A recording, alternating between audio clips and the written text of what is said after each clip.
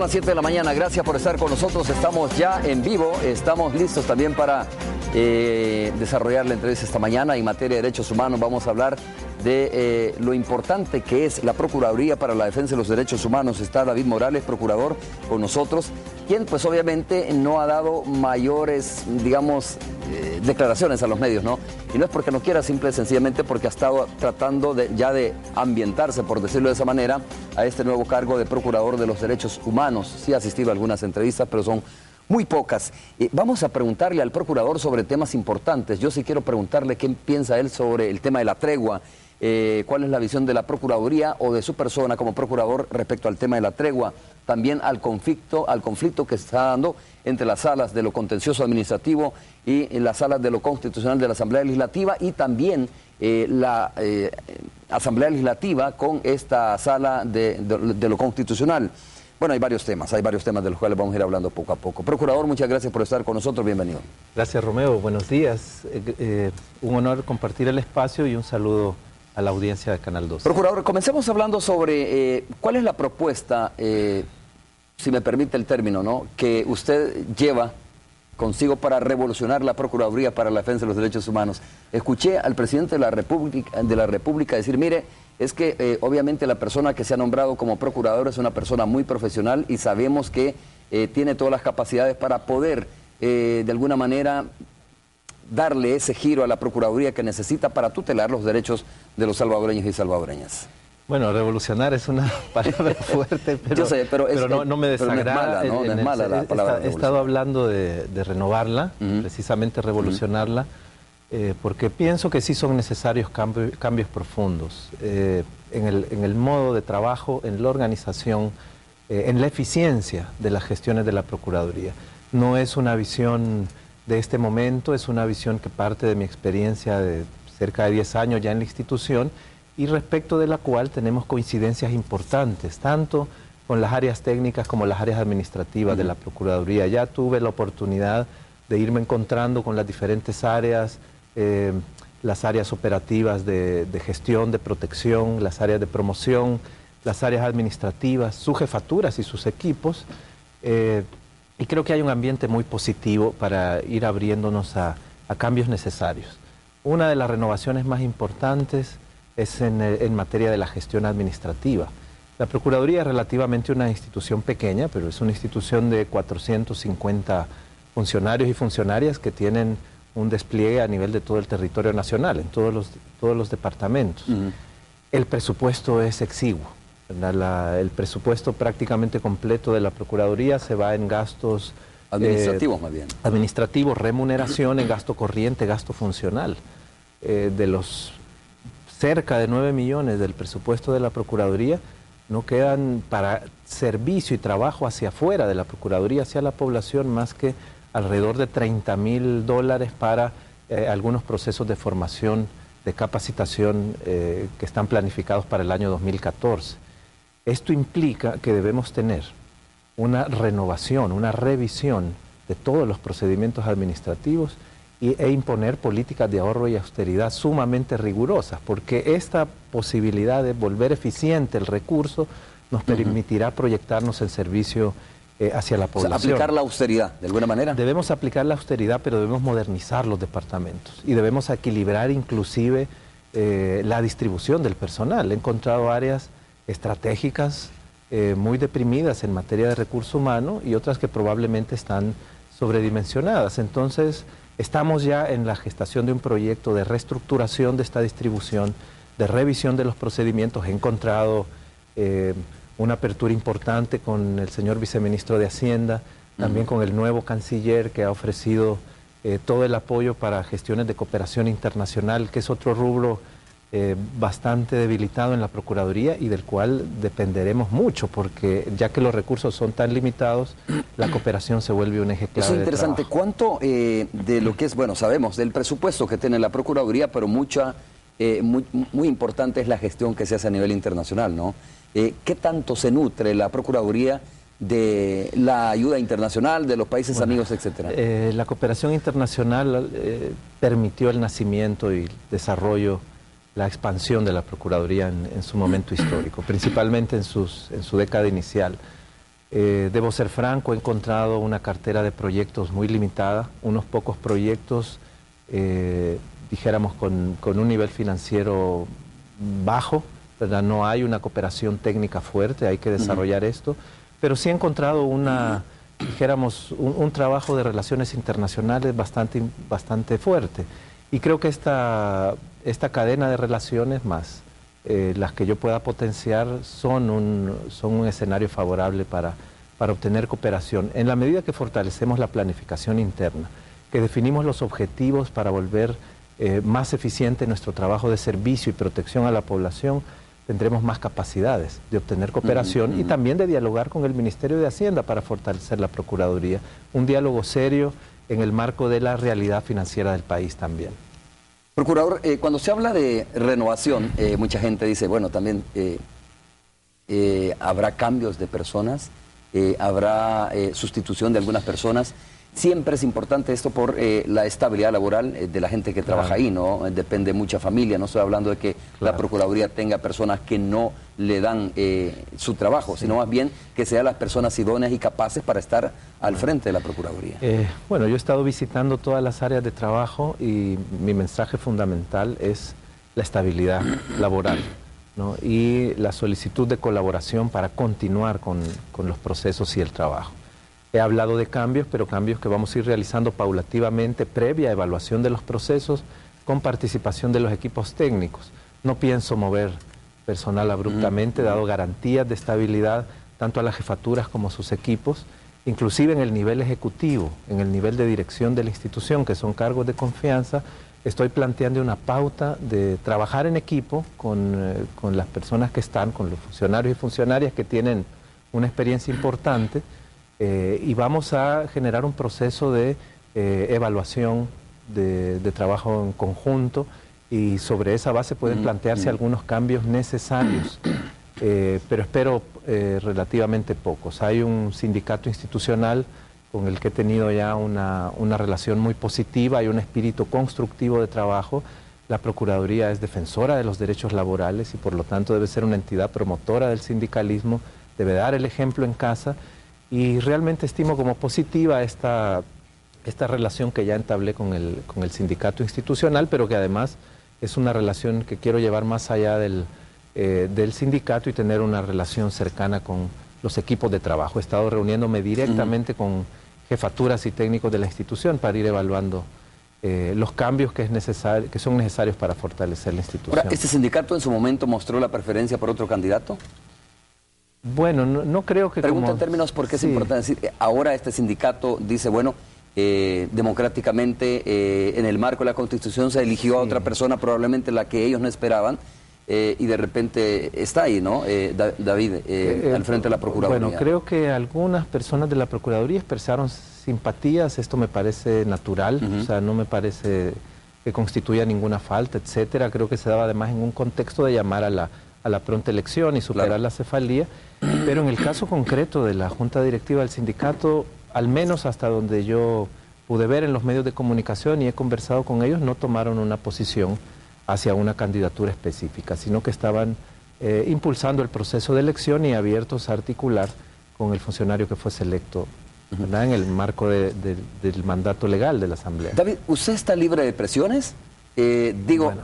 Es que hay que preguntarlo así muy francamente. De repente dicen, bueno, mire, se eligió al nuevo procurador, se eligió al nuevo presidente de la Corte Suprema de Justicia, se eligió, etcétera. Y entonces dice, esta persona lleva una responsabilidad institucional ciertamente, pero como fue elegido por algunos partidos políticos y no por todos, es probable que sea sujeto de presiones y de repente vaya a haber solicitudes de incorporar gente, militantes de los partidos políticos a la institución. ¿Se siente usted libre de ese tipo de presiones realmente? De ese tipo de presiones sí, y quiero serte franco, no sé si es una experiencia privilegiada que he tenido, pero mis conversaciones con partidos políticos fueron mínimas, fueron en el marco ya inminente de que se estaba considerando la candidatura. Los partidos políticos fueron sumamente respetuosos, no he tenido llamados, ni presiones, ni invitaciones a incorporar personal en específico. Al contrario, recibí expresiones de apoyo genérico a fortalecer la institución. Entonces, al menos mi experiencia es una experiencia donde este tipo de ofrecimientos o de presiones o de solicitudes no ocurrieron. Por eso yo puedo garantizar plenamente también la estabilidad laboral. Ahora, en términos generales, el cargo de procurador para la defensa de los derechos humanos es un cargo que no puede estar exento de presiones. Mi mandato y el mandato de la institución que dirijo es un mandato de contraloría, de supervisión de la actuación del Estado en general, es decir, de las instancias y de los funcionarios y funcionarias que ejercen el poder público y que ejercen la administración pública. Y también debo pronunciarme y posicionarme eventualmente ante situaciones que afectarán intereses de poder económico, político, no necesariamente de partidos. Y esto obviamente generará reacciones. Entonces el tema de recibir presiones y enfrentarlas, pero saber tener posiciones fundamentadas en protección a la población, con el principio de privilegiar el interés de la víctima, el interés de la población, de las comunidades afectadas, de los sectores de la sociedad afectados por el abuso de poder, es un tema que el procurador debe asumir, es parte esencial del mandato. Yo espero enfrentar con mi equipo de trabajo de la mejor manera este tipo de situaciones, pero estoy dispuesto a hacerlo. Escuché sus palabras, sus declaraciones, procurador, cuando se hablaba precisamente o cuando se había dado su elección, ¿no? En el marco más bien de la elección suya en la Asamblea Legislativa, y vino el señalamiento, vino la crítica del Partido Arena que decía, mire, esta persona no la apoyamos porque es del FMLN, muy francamente. Lo pregunto muy francamente y no voy a desaprovechar la oportunidad para escucharle nuevamente su posición respecto a este tema. Bueno, ya la he expresado en diferentes medios con anterioridad, creo que se dieron en el momento inicial, en el marco del calor del debate parlamentario relativo a la elección.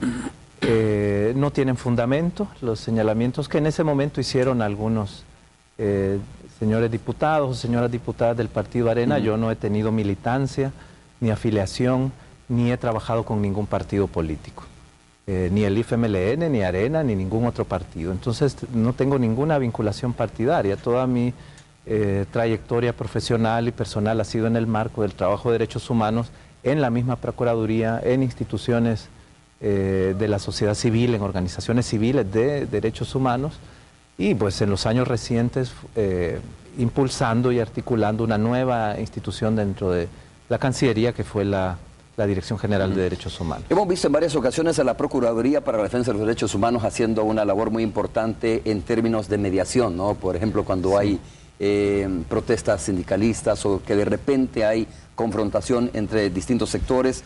Lo hemos visto también en los centros penitenciarios haciendo su labor, pero muchos salvadoreños, creo, tenemos la sensación de que la Procuraduría es una entidad que termina nada más recomendando o haciendo una censura pública a algún funcionario o alguna institución o algún sector específico. ¿Cuál es su visión sobre esto? ¿Hasta dónde se le alcance la jurisdicción que tiene la Procuraduría para poder tener más robustez moral, para poder tener, como dicen en buen salvadoreño, más dientes y que sea, no quiero decir que no lo es, pero que sea más respetada todavía sus resoluciones?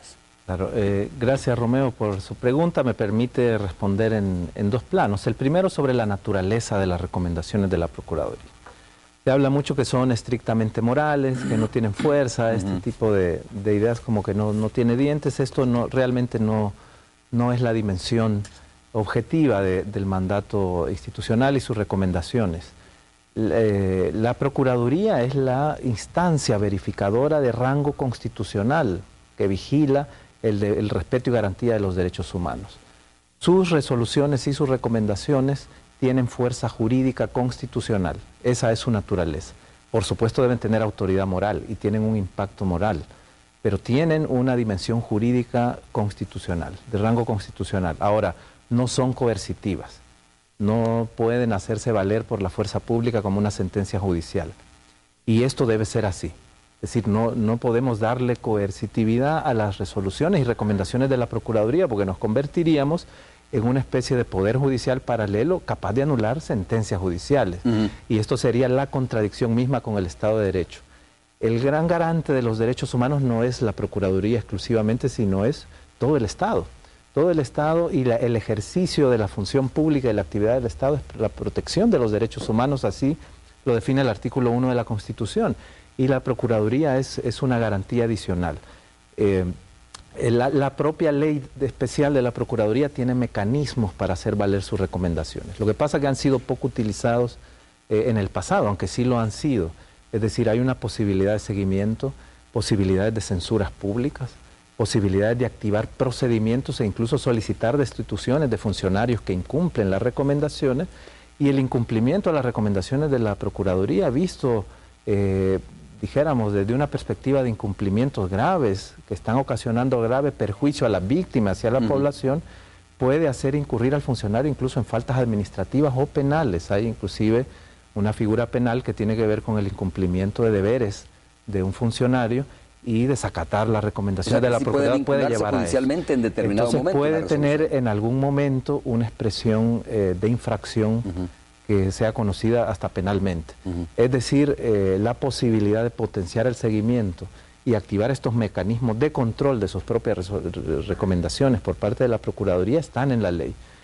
Y el segundo plano de que me permite su pregunta es que uno de nuestros proyectos no solo es la renovación o la revolución administrativa, sino la revolución o la renovación técnica de la Procuraduría. La Procuraduría ha hecho esfuerzos notables, muy enfocados en la investigación de casos individuales o en las mediaciones en situaciones de crisis en la calle, en los centros penitenciarios o en ciertos conflictos puntuales.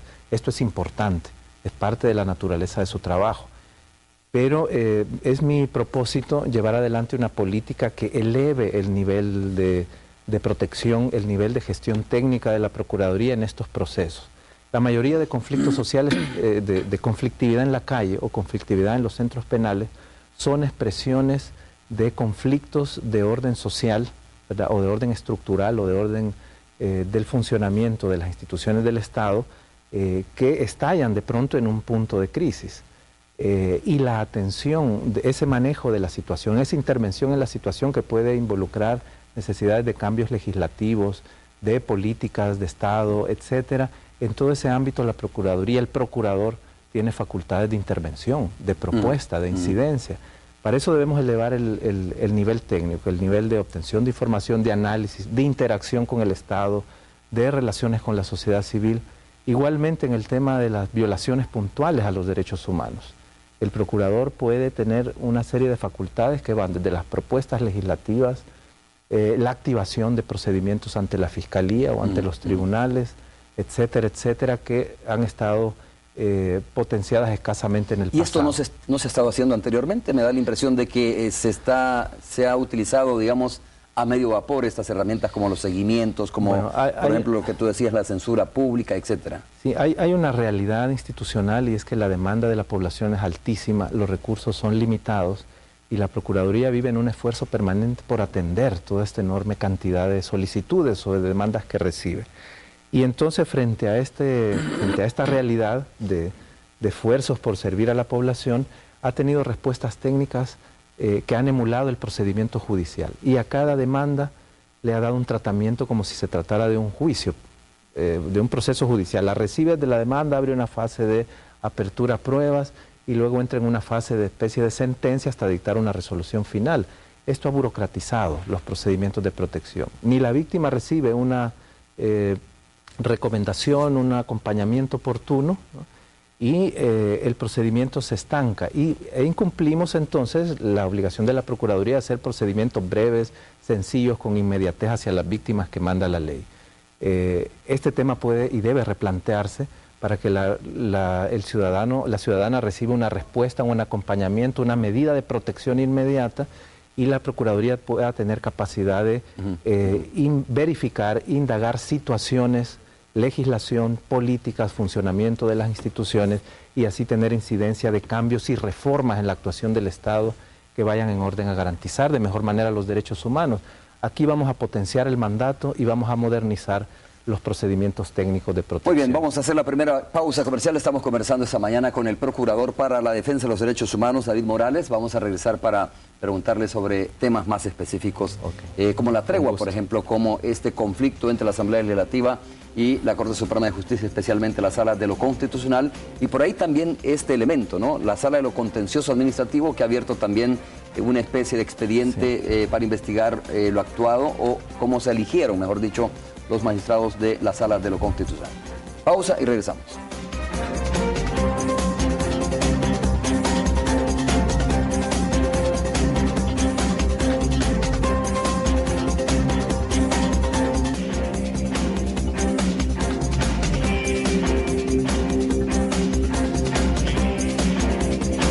¿Qué piensa el Procurador de los Derechos Humanos sobre el tema de la tregua entre las pandillas? ¿Está abonando o no está abonando al tema de tener una sociedad más tranquila, de bajar los índices de delincuencia, como se ha dicho? Algunos dicen que la tregua no está funcionando para nada y que no debería de servir, que no debería continuar. Y otros dicen que es un elemento clave, importante, un elemento, digo, para poder lograr una sociedad más pacífica. Procurador, usted habrá leído y escuchado mucho sobre esto, ¿no? Obviamente, porque siempre ha estado en este tema del contacto con los medios de comunicación y las expresiones que han dado los funcionarios públicos respecto a este tema.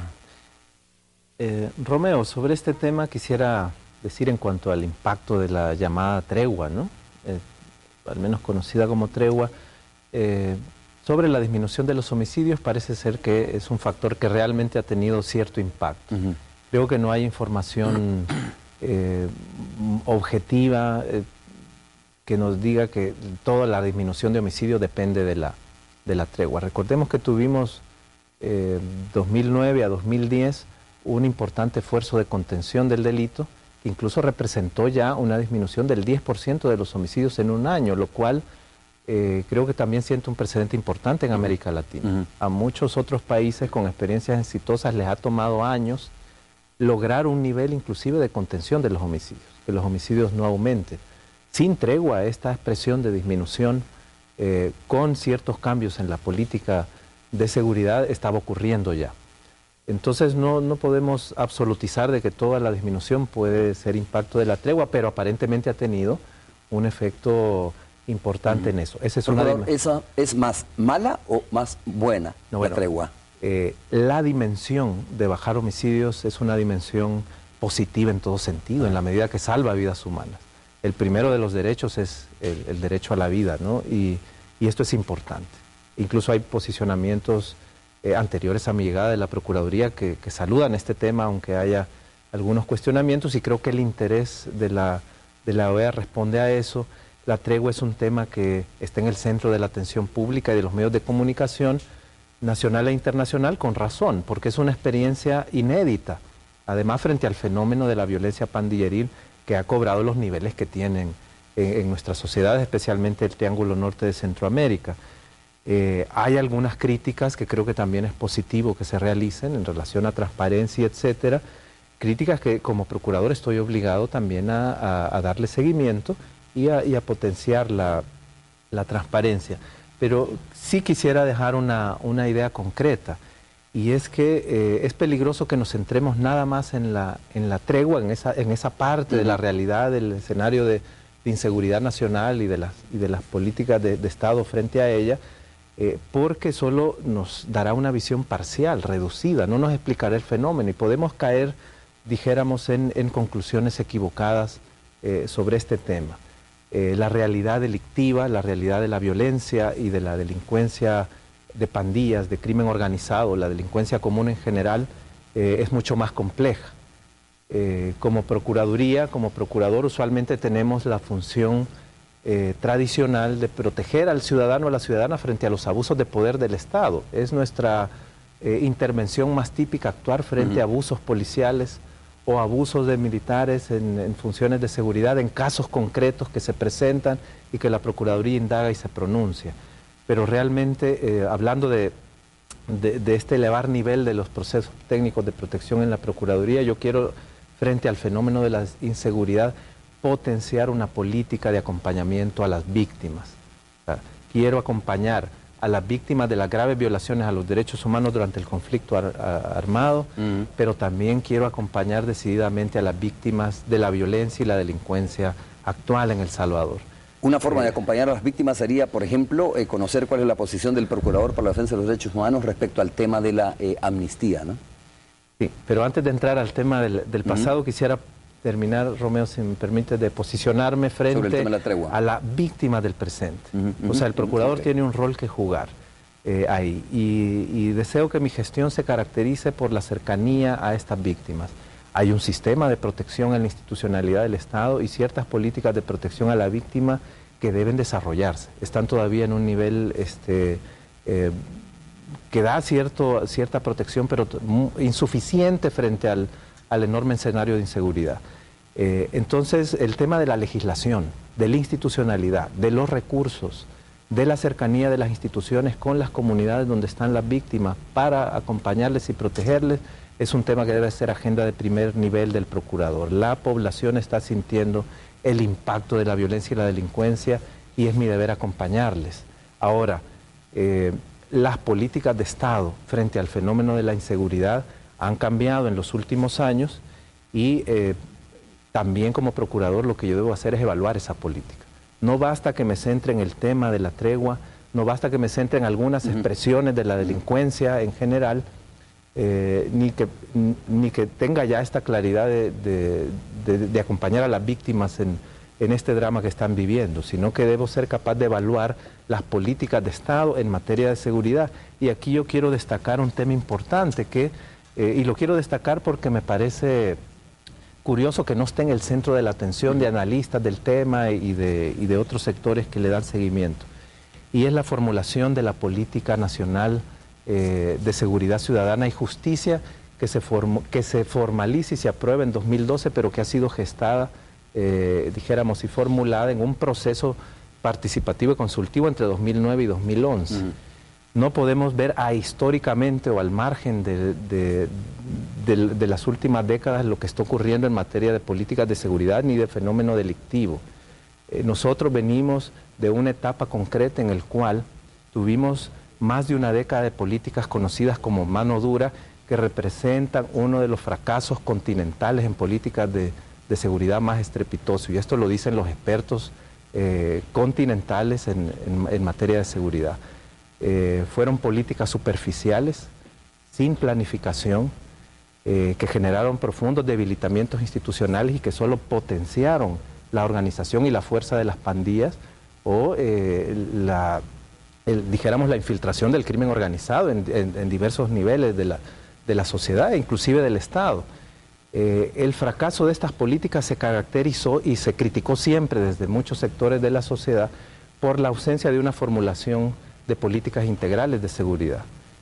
Ahora, por primera vez, me parece, o por lo menos sin antecedentes de este alcance, existe una política formulada que se formula en los primeros 2 años del actual gobierno y creo que incluso le da formalidad y la firma el ministro Munguía, en ese momento titular de la cartera de Justicia y Seguridad. Y esta política formulada tiene características de integralidad, enfoque de derechos humanos, defiende principios como el de la participación ciudadana, la prevención, la atención y protección de las víctimas, ¿no? La rehabilitación de los infractores y por supuesto centra el mayor esfuerzo en el control del delito y la represión del delito, que suele ser la característica más notable de las políticas de seguridad. Creo que hay avances en este sentido y como procurador la política formulada, cuánto se está construyendo de ella, cuánto no es posible, debe ser el parámetro de evaluación. Y vamos a ir poniendo esto sobre la mesa porque representa un giro, ¿no? Por lo menos desde la formulación de las políticas de Estado representa un giro en relación a alejarse de las fallidas políticas de mano dura que predominaron en el pasado y creo que marca un rumbo. Que mucho de esto no haya tenido capacidad el Estado de ejecutarlo o no haya habido voluntad es un tema que como procurador yo debo tener la capacidad de verificar. ¿Qué impacto ha tenido? Es decir, venir de una mano dura, super mano dura, etcétera, a esta política que se ha formulado que usted dice que supone un giro en el tema de la seguridad. Bueno, el manudurismo fue una especie de versión barata dijéramos, de la experiencia que es muy conocida con el alcalde Giuliani, el inspector Bratton en New York, que puso de moda el tema del mano dura, la cero tolerancia, etcétera, ¿no? Y que disminuyó notablemente los homicidios en la ciudad de Nueva York y es una de las experiencias exitosas en el continente. Hay otras radicalmente distintas en características basadas en la prevención, como la experiencia de Bogotá, que son clásicas. Pero poco se habla que tras la experiencia de Giuliani y Bratton en Nueva York están inversiones financieras fuertísimas, depuraciones profundas del cuerpo policial en Nueva York, depuraciones profundas, o sea, porcentajes importantes de la plantilla policial de Nueva York separados, ¿no?, de sus cargos, con mecanismos de contacto y trabajo directo con la comunidad en los barrios. O sea, son componentes que estuvieron en esa política. Aquí se trató de generar una versión de intervención, de mucha policía muy equipada, ¿no?, al estilo SWAT y etcétera, ¿no?, grandes redadas sin fundamentos de investigación. Se debilitó la investigación, se debilitó la institucionalidad, se debilitó la Inspectoría General y al final tuvimos una burbuja de un impacto quizás público importante que se tradujo a lo mejor en réditos electorales, pero que fracasó profundamente. Las pandillas fueron capaces de mimetizarse, de burlar este tipo de estrategias de intervención, se cualificaron, se potenciaron y se expandieron más y cobraron fortaleza en los territorios, victimizando aún más a la población.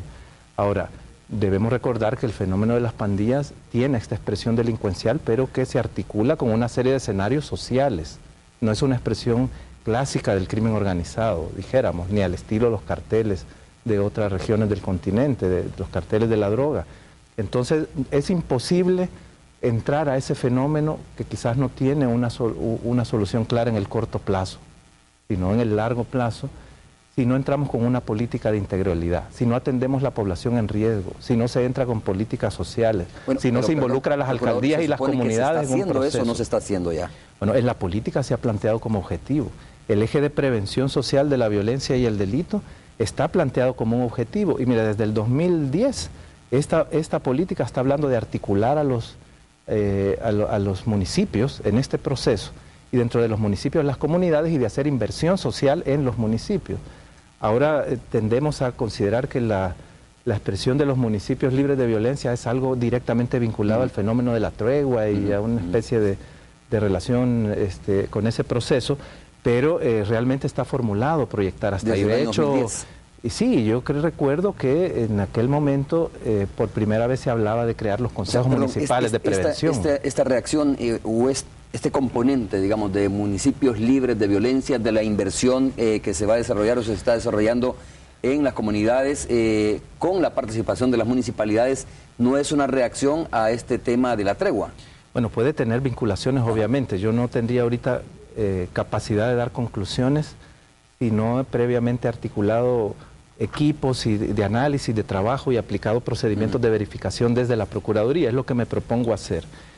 Pero está formulado y marca desde la visión del Estado un giro en el abordaje del problema. Aquí está también como eje de la política la atención a las víctimas y el fortalecimiento institucional y legal de las instituciones de seguridad. Hay principios como la coordinación interinstitucional, la participación ciudadana de las comunidades y de las organizaciones como principios rectores de esta política. Entonces creo que es un avance importante. El tema de las víctimas debe potenciarse y quizá desarrollarse más, la protección a las víctimas. Y será parte de mi trabajo vigilar al Estado, vigilar a las instituciones para que traten de desarrollar este componente de la política. Procurador, usted hablaba de la falta de, lo importante que es la transparencia, la información. Pues obviamente para la Procuraduría misma, para todos los ciudadanos también es importante para hacerse una buena idea, una buena hipótesis o tener una buena lectura de que si este tema de la tregua es importante para la pacificación o es un elemento distorsionador de la pacificación. ¿Quién es el llamado a dar esta información? Porque se ha criticado de que hay una tregua, pero a ver, ¿quién es el dueño del niño, no? Dos mediadores, o debe el Estado también en determinado momento, o el gobierno en determinado momento decir, mire, yo soy el padrino de alguna manera de este niño. Bueno, mire, yo obviamente debo escuchar a las autoridades, cuando entre a cualquier tema, no solo la tregua, como digo, sino, bueno, yo debo estar interesado en que el Estado nos informe a la Procuraduría sobre todo su proceso de acciones en el eje de prevención o de atención a las víctimas. El tema de la tregua puede tener una vinculación con algunos de estos componentes, ¿verdad? Y debo pedir informe a las autoridades de Estado. Lo que he escuchado públicamente, ¿verdad? Y no encuentro en la política eso, es que la tregua por sí misma no sería una política del gobierno o del Estado en esta materia. Esa al menos es una posición que se ha manejado públicamente. Yo no tengo ahorita elementos, en la medida que no he pedido informes de autoridad, como para vincularlo automáticamente. No lo veo en principio, al menos formalmente, como una política de Estado, que es la que se debe profundizar. Estoy viendo una política de Estado formulada que habla de prevención, de inversión social, de rehabilitación de infractores, de atención a las víctimas y de fortalecimiento institucional. Si la tregua se vincula con uno de estos componentes, es un tema que debo verificar o no, ¿verdad? Y en ese marco hay una ley de transparencia, hay una obligación en general del Estado de proporcionar información y la Procuraduría tiene el mandato por ley de exigirla. Así que es un proceso de observación que la Procuraduría tratará de ampliar en los meses que siguen a mi gestión. Como tenemos poco tiempo y vamos a escuchar en breve algunos comentarios a través de las redes sociales, quiero preguntarle también a propósito de esto, del debilitamiento de la institucionalidad del país, del fortalecimiento de las instituciones democráticas. ¿Cómo está leyendo usted este tema de los conflictos que se han generado entre la Asamblea Legislativa y el conflicto más reciente, que es entre la Sala de lo Constitucional de la Corte Suprema de Justicia y lo contencioso administrativo?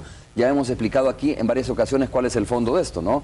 Que lo contencioso dice, mire, estamos nada más viendo la parte administrativa antes del otro acto, que es la elección de los magistrados en la Asamblea Legislativa, que es un acto meramente político, pero antes, previo a eso, digo, sucedieron actos administrativos que nos parece que no están muy claros. Así que, de todas formas, está el conflicto ya no solo entre la Asamblea Legislativa y la Sala de lo Constitucional, sino más bien al interior mismo de la Corte Suprema de Justicia. Bueno, como a ustedes en los medios de comunicación, como muchos sectores de la vida nacional, al procurador y a la Procuraduría, a mi persona en particular, nos preocupa esta crisis. Y creo que debemos actuar, poner nuestro esfuerzo, y en el caso de la Procuraduría, su mandato constitucional, en orden a buscar la solución a esta crisis institucional, que ahora está planteada como un conflicto de competencia entre dos salas, pero ha tenido, ya sabemos, en los meses anteriores, otras expresiones y otros actores. Me parece que en el fondo, más que la coyuntura del conflicto, más que un conflicto ahora de competencia entre las salas o un conflicto de procedimientos en la Asamblea Legislativa en coyunturas anteriores, lo que existe es una crisis en todo el proceso y el sistema de elección de magistrados y magistradas de corte. Esto no implica solo la Asamblea, no implica solo la etapa de revisiones judiciales de esos actos de la Asamblea, sino implica otros actores y otras etapas, las gremiales de abogados, el Consejo Nacional de la Judicatura y los procedimientos que aplican. Hay una deuda histórica que parte de los acuerdos de paz en la cual diseñamos un modelo democrático y pluralista de elección, pero esas diferentes etapas no se regularon, no se desarrollaron, no se fortalecieron. Entonces estas diferentes etapas, ahora estamos muy preocupados y se pone sobre el tapete el tema de la etapa legislativa o las revisiones judiciales posteriores a nivel de corte, pero las etapas del Consejo o las etapas de las gremiales de abogados sobre todo están muy debilitadas, están sometidas a la presión de poderes fácticos e inclusive de partidos políticos. Yo quisiera decir que he decidido, ¿no?, abrir un proceso de observación y verificación de esta crisis orientada a tratar de saldar esta deuda histórica, que revise, orientada a revisar y a proponer un fortalecimiento de todo el proceso de elección en sus diferentes etapas. Los artículos 42 y 43 de la ley de la Procuraduría me lo permiten y abriré a una consulta especializada. Pero quisiera hacer dos llamados importantes. Estos dos llamados son a mantener los términos de altura en el debate jurídico que está teniendo lugar en torno al tema. Es importante, por primera vez tenemos un debate con tal intensidad y tal participación, y eso es importante, pero he escuchado personas o instituciones, representantes de instituciones que se posicionan ya en expresiones de irrespeto a magistradas y magistrados de la Sala Contencioso Administrativo. Si exigimos respeto anteriormente a los magistrados de la Sala Constitucional, hoy debemos exigir respeto. Creo que abonamos a intensificar el conflicto si tomamos este tipo de posición. Dos, quisiera también hacer un llamado a la prudencia de ambas salas, ¿verdad? Quisiera hacerlo porque la independencia judicial es importante y sin independencia, sin imparcialidad, el juez pierde su naturaleza de tal, no debe estar sometido a presiones ni de la sociedad, ni de los medios, ni de los partidos políticos. Y se es independiente de algo, no se es independiente contra algo, se es independiente de la Asamblea y se es independiente del Ejecutivo, pero no se es independiente contra la Asamblea ni contra el Ejecutivo. Okay. Por eso es importante que la Procuraduría también, en este proceso de observación, revise y se posicione frente a las actuaciones de la Sala Constitucional en muchos aspectos que también han sido cuestionados de cara a la Sala Constitucional. Excelente. Procurador, nosotros sí fuimos a la calle y le preguntamos a los ciudadanos, le preguntamos, mire, ¿cuál debe o cree usted que debe ser la principal prioridad de la Procuraduría para la Defensa de los Derechos Humanos y del nuevo Procurador? Veamos, Alejandra Canales está con nosotros en vivo. Alejandra, adelante, te escuchamos. Así es, Romeo, saludo para ti y también para el Procurador. Te cuento que la gente ha centralizado sus opiniones en un fortalecimiento a los derechos humanos, pero también ha hablado sobre la delincuencia y sobre este tema que abate y mayor protagonismo de parte del nuevo Procurador. Veamos lo que dice la gente. A la defensa de los derechos humanos, porque acuérdese que es un área que se fortaleció, ¿verdad?, cuando los acuerdos de paz, y en estos momentos se necesita el procurador y debe de su línea de trabajo en la defensa de los salvadoreños en general. Porque en realidad está prácticamente protegiendo, cuando protege los derechos del bandillero, está violando los derechos de la persona trabajadora, de la persona honesta. En preocuparse por las personas que les falta comida, alimento, ropa o les falta dónde vivir. Y como siempre tiene que procurar, como su nombre lo dice, defender a los que en sí en el país están más desprotegidos, las clases más vulnerables como el sector femenino, las mujeres, los niños. Y también creo que tiene que velar mucho por el sector laboral, ya que si bien es cierto las leyes están dadas, pero normalmente no se cumplen en nuestro país y por lo tanto creo que es lo que más tiene que defender. Son algunas de las opiniones, Romeo, sobre lo que piensa la gente. En general, mayor protagonismo en torno a la protección de los sectores más vulnerables. Esto es lo que tengo a esta hora de la mañana. Regreso contigo para que continúes con la entrevista con el Procurador de los Derechos Humanos. Muchas gracias, Alejandra. Bueno, lo que pasa es que tenemos ya de verdad muy poco tiempo y tenemos que leer también los comentarios a través de las redes sociales, pero alguna reacción va a tener el Procurador respecto a este tema. Antes vamos con Roxana Webb para que nos brinde las declaraciones que han dado nuestros amigos televidentes a través de las redes sociales ante la pregunta, oiga usted, ¿qué sanción deportiva debería de imponérsele a los jugadores involucrados en los amaños de partidos? Y luego pues vamos a volver con el tema de los comentarios respecto a la entrevista de esta mañana. Roxana.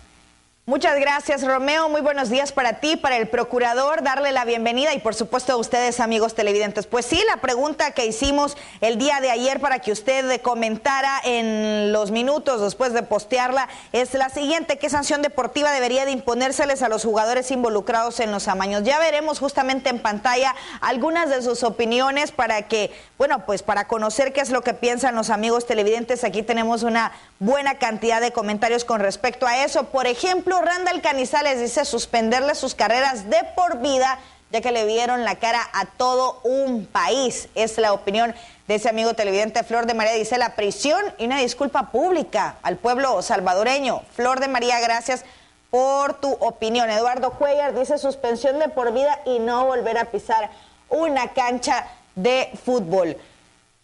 Ahí tenemos otro comentario, mejor dicho. José dice, Joaquín Torres, si no hay responsables, no. Eso es en cuanto a si daban la cara o no a esa pregunta. Darles otra oportunidad solo a Montes, no. Que no ha dado la cara, dice Manuel Salamanca. Y el último comentario, tenemos una muy buena cantidad, pero en honor al tiempo, el último comentario, Hueso Chiqui dice, definitivamente no volver a jugar de por vida, por lo menos aquí en el país. Gracias, amigos televidentes, por sus opiniones. Vamos a una pausa comercial y vamos a regresar ya con las preguntas y los comentarios con respecto a la entrevista de esta mañana con el Procurador para la Defensa de los Derechos Humanos. Volvemos en unos minutos.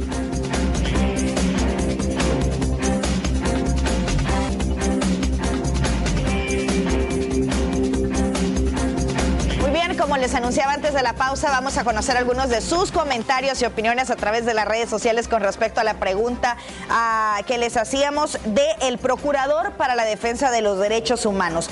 Aquí Carlos Romeo Ramos dice, siempre he querido preguntar al Procurador lo siguiente, si en nuestro país carecemos de fondos públicos para los hospitales del ISSSTE y del Sistema Nacional para la Educación de la población de escasos recursos, para los asilos de ancianos, para la adecuada atención de orfanatos con programas de formación adecuada para los niños, para obras de mitigación de riesgos, dice, ¿por qué gastamos tanto esfuerzo en procurar los derechos de personas que por delinquir y no respetar la ley ahora son privados de libertad y perdieron sus derechos civiles? Le hace la pregunta Carlos.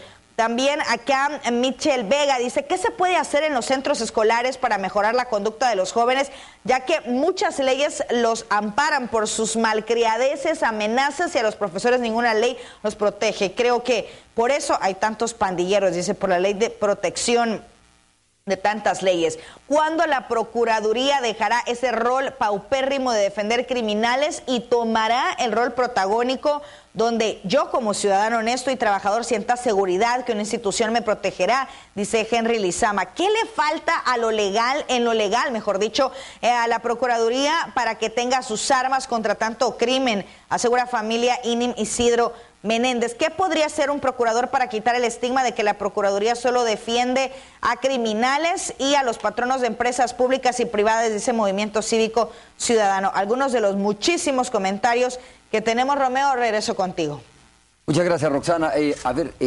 Yo quiero retomar esto. Tenemos poquísimo tiempo, pero mira, ¿cuándo la Procuraduría dejará su rol de defender a los criminales? Es la percepción de la población. Y lo otro dice, ¿cómo quitarle el estigma de que la Procuraduría defiende a los criminales? Esa creo que es una percepción bien marcada que tiene la población, de que los criminales no tienen derecho, de que la Procuraduría está del lado de los criminales y no de la gente buena. Sí.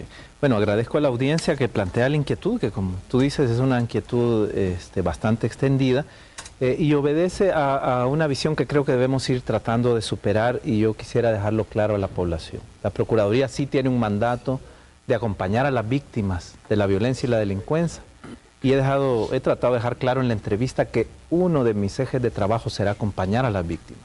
Ahora, la naturaleza institucional de la Procuraduría es proteger a la ciudadanía de los abusos de poder que comete el Estado, que cometen los funcionarios o las funcionarias públicas en ejercicio de ese poder. Ese funcionario puede tener funciones de seguridad, pero no está autorizado a cometer torturas, a ejecutar personas. Venimos de un escenario del conflicto armado donde el propio Estado realizaba matanzas de población civil.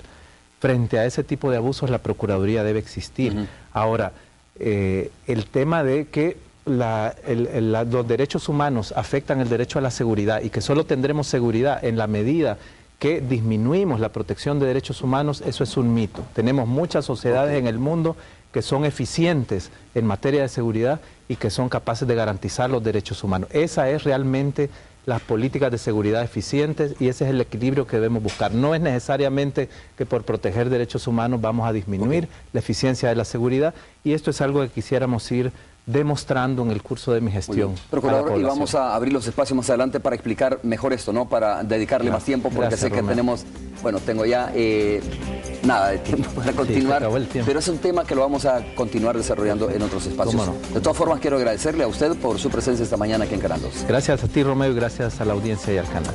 Vamos a hacer una breve pausa, regresamos.